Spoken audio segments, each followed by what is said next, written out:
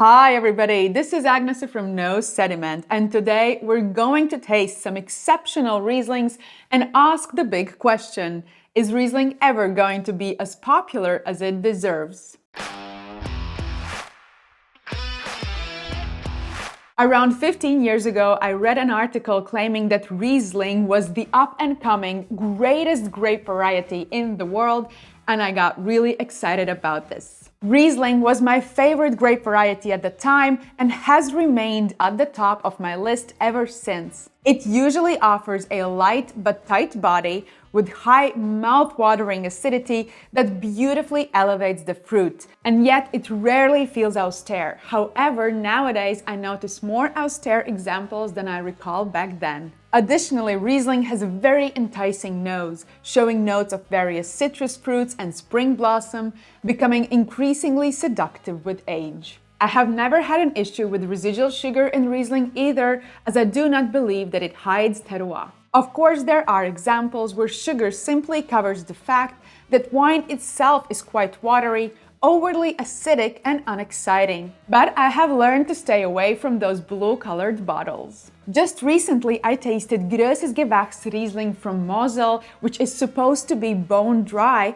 but winemaker chose to leave some residual sugar. The balance between the high acidity and slight sweetness in this wine was simply spot on. But I have ventured away from my initial thought. What I wanted to say is that I was so excited that my favorite grape was about to be the next big thing that I forgot to follow the real trends. Years passed and I continued telling everyone how Riesling is the grape.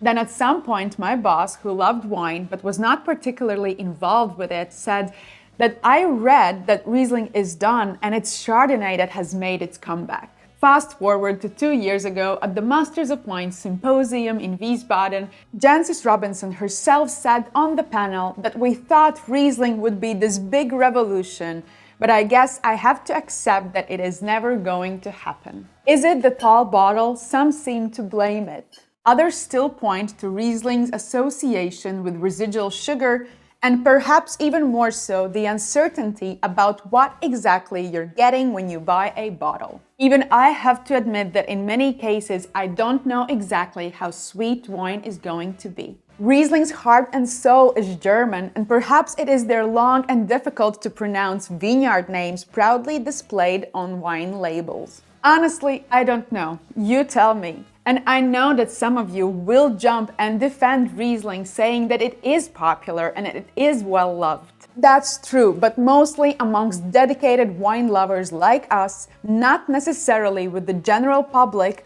or in most global markets. Apparently, Norway is head over heels for Riesling, and good for them. I have mentioned many great characteristics of Riesling, but another one I would like to explore today is its versatility. Maybe it is just me and the wines and opinions I have been exposed to, but I feel that Riesling's versatility has diminished lately. Riesling can produce sweet, semi-sweet, off-dry and bone-dry wines, all of the highest quality.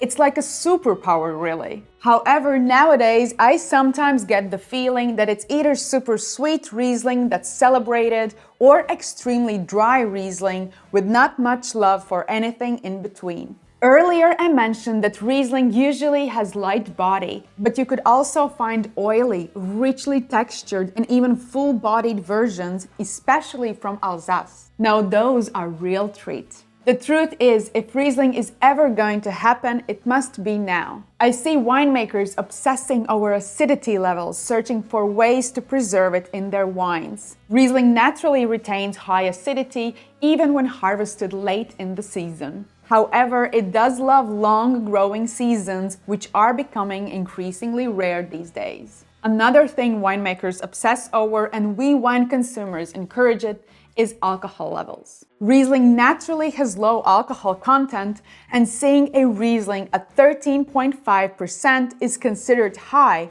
although that is now the global norm for many other wines. Maybe Riesling will never take the world by the storm, but instead it will continue silently make these super high quality, age-worthy and seductive wines. Those who know, and will eventually make peace with no longer trying to persuade the world that Riesling is great. Kinda like me with Tarantino's movie Death Proof. I know it is epic, but I have stopped explaining to people why. Actually, I think I should get a Death Proof t-shirt.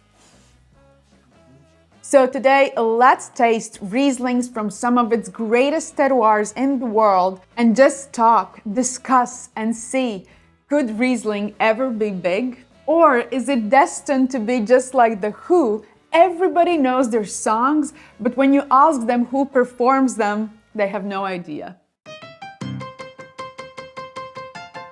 Alright, I have gathered 5 Rieslings from different terroirs, so let's taste them and see, does this grape really deserve its spotlight?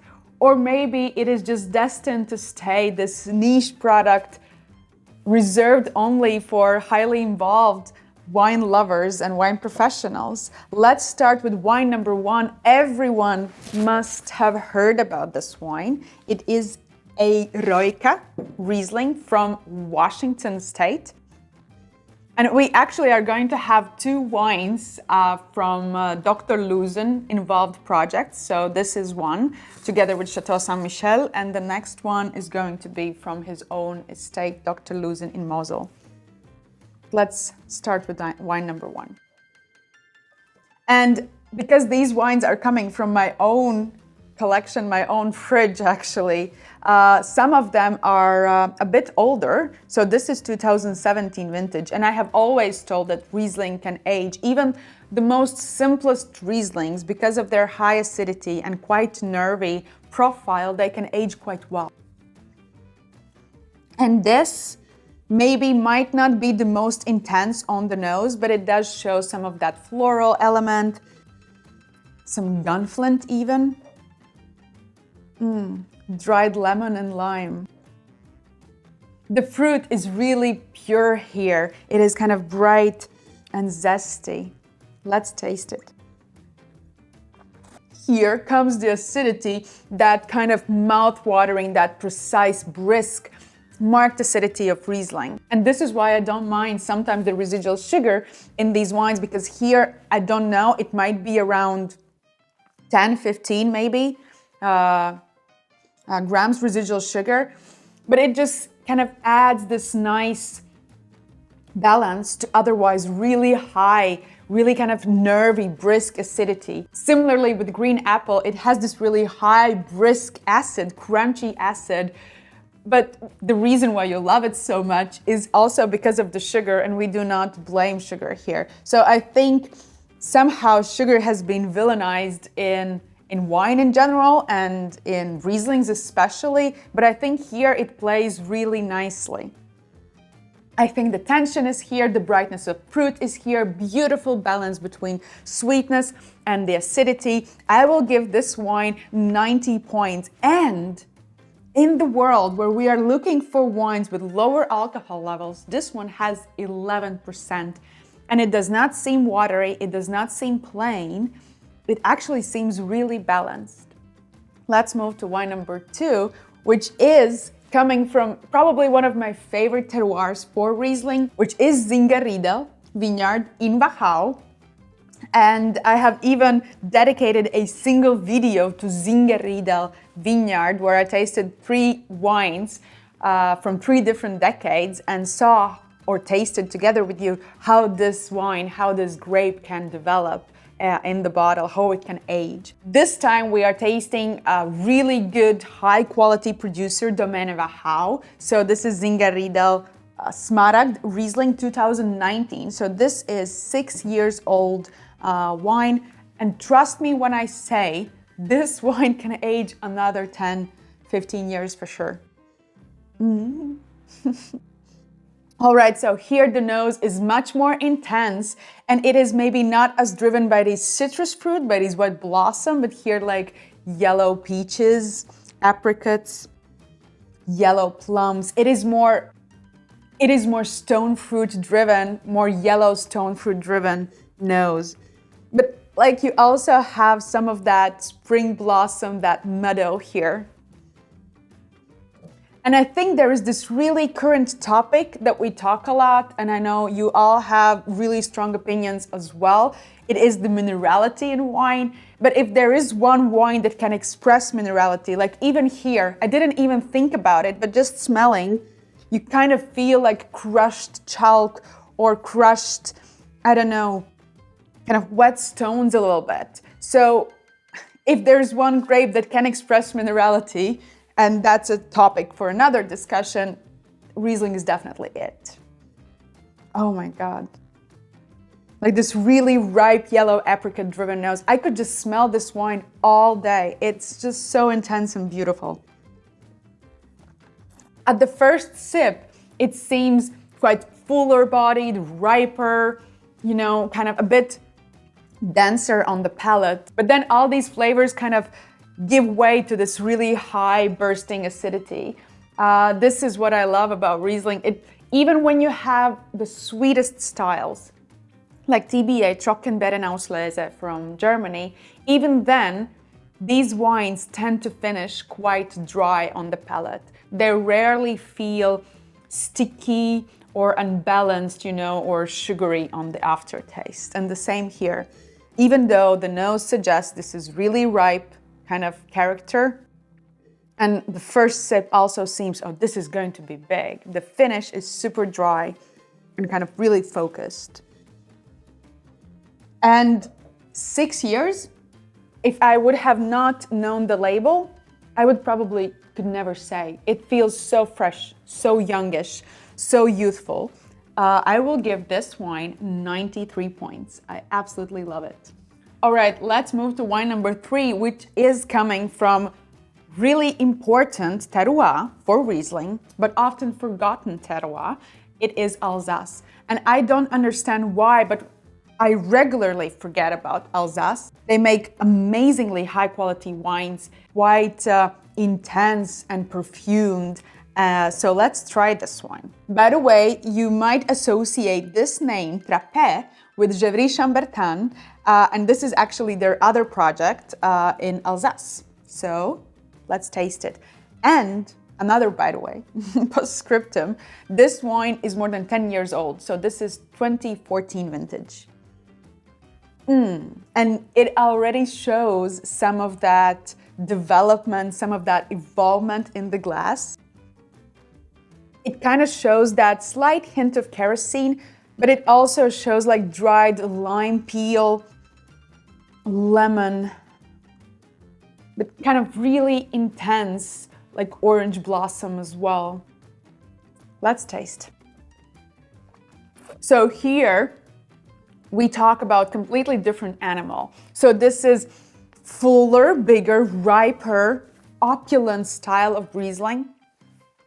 And the very first sip that you have, you kind of feel some of that residual sugar. I don't know exactly how much it is, but here producer has been trying to be as honest and open and as possible. And they categorize their wines from scale from 1 to 4, 1 being the driest and 4 being the sweetest. So here this says 2.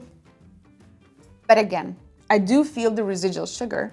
But on the aftertaste, on the finish, it is all about drying citrus fruit. It is all about that acidity, all about that freshness. And the acidity actually kind of lifts this wine up and kind of elevates it, you know, like two centimeters above the ground. You feel that it is opulent and kind of wide-shouldered Riesling, but because of that acidity, it kind of makes it lighter. It makes it seem more delicate, you know, elevated.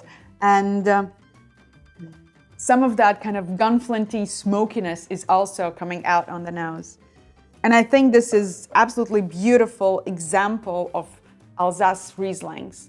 We don't enjoy them enough. I mean, if we ask this question, if Riesling is ever going to be big, maybe we should also ask ourselves question like, when will Alsace become big? Because they make this really high quality wines and somehow we do not give enough credit to this winemaking region. But before we move to wine number 4, I will give this wine 95 points. I really liked it. It is really complex. It already shows these tertiary elements and they are noticeable, but they are not overtaking the wine. So there's still a lot of energy here. Let's move to wine number 4, which is Eden Valley Penfolds, so Australia. These wines, they are always like this really intense punch on the nose with all these like kind of filled with lime juices, fresh lemon juices. They're just so citric driven. I don't even have to put my nose in the glass. I feel it like here. And then there's like this kind of chalky kind of minerality in it. Some smokiness as well. But it is just so bright and so intense. Eden Valley tends to make these really bone dry and these really kind of skinny kind of type of Rieslings. And there's a lot of people who are in love with this style. And I think in my personal liking, it usually needs some time in the bottle to kind of, you know, open up and make itself a bit, I don't know, rounder, not as sharp maybe. But the nose is absolutely beautiful. I think this is one of the greatest characteristics of Riesling. It is always so perfumed, always so inviting. Let's taste it. Bone dry, steely, full of energy, but because it is 2018 vintage, it is slightly calmed down and it has that nerviness, but it is not as edgy anymore because sometimes Eden and Claire can be quite edgy in their youth. I do enjoy this wine a lot. I think like the tension that this wine packs in one sip is absolutely amazing. How can we not love Riesling more? I don't know. It is just so versatile. Like all these wines have been completely different and distinct. I will give this wine 92 points. Let's move to the very last wine, which is Dr. Loosen. If anyone who knows Ernst Loosen is watching this video, I want to give this information out. I would love to interview Ernst Loosen for my YouTube channel, podcast, and I think he would be a lot of fun and a lot of knowledge that we could add here for the No Sediment. But that is out there. I will put that out in the cosmos. And then let's taste the wine. So this is GG, Grosses Gewachs, and it is Graacher Himmelreich and harvested from a small plot, which is really old vines. And historically, this area has always been kind of more associated with sweeter styles, late harvest Rieslings, but Loosen decided that this specific vineyard from old vines could make some exceptionally high quality dry Rieslings, so let's taste this. I don't know, Mosel for Riesling, there's some kind of magic in there. It's like they're married there, like the marriage made in heaven. It's there's this kind of delicacy, kind of lightness. You know, all of these wines, they had kind of intensity of flavors, and that flavor intensity could also be translated in some way as a power. But then Riesling from Mosel comes, and it is just the slightest ballerina. That's kind of, you know, that swan dancing. And it might seem a bit shy, but at the same time, it is offering a lot. So I have here, you know, some lime and lemon, some acacia blossom. But at the same time, it also gives off some of that kind of smokiness, some like flinty smokiness. And again, some of us might translate this as a minerality. And that's something like I don't like to use. You probably have noticed that I don't use this term a lot in my descriptions, but here it just comes naturally when I talk about these wines. Let's taste it. Yeah, I love this wine. I think it's just, it is such a, it's like a needle on your tongue. It is just so precise, so intense and kind of pure. And it offers in this one sip so many flavors, and it's just layers and layers, and it is so persistent at the same time. It is still this very intense, fresh, primary fruit-driven characteristics that I feel on the palate, but you also kind of feel that there is power to develop in that bottle for another 10 or 20 years easily. It is just kind of just opening slightly, you know, the door for you to see the magic that you could get maybe if you open this wine after 10 or 15 years. And I will give this wine, Grosses Gewachs, I will give it 96 points. It has the longest aftertaste of them all. There's a lot of tension there without feeling heavy or dense, you know, or kind of overpowering your palate. I think this is the beauty of the Riesling. And maybe it is also in a way like this silent gem, like silent luxury that not everyone can truly appreciate right away, you know, but when you really pay attention and you talk with the wine and you converse with it, and it just gives you so much, you know, if we can just listen or open our taste buds or nose and enjoy these wines. I think they are amazing. And I'm happy if they stay where they are. They are already, some of these wines are already really, really expensive. So I'm happy to be able to cellar some of these wines in my wine fridge, in my cellar, you know, for decades, and see them and open them after 20, maybe even more years. And they do not leave me broke. I mean, that could also be a positive aspect of Riesling, so why not? Let's just not tell anyone about this great grape variety. Let me know in the comments your thoughts on Riesling. Does it deserve more spotlight than it gets? And if you want to know how truly Riesling can develop over decades, make sure to watch this video next.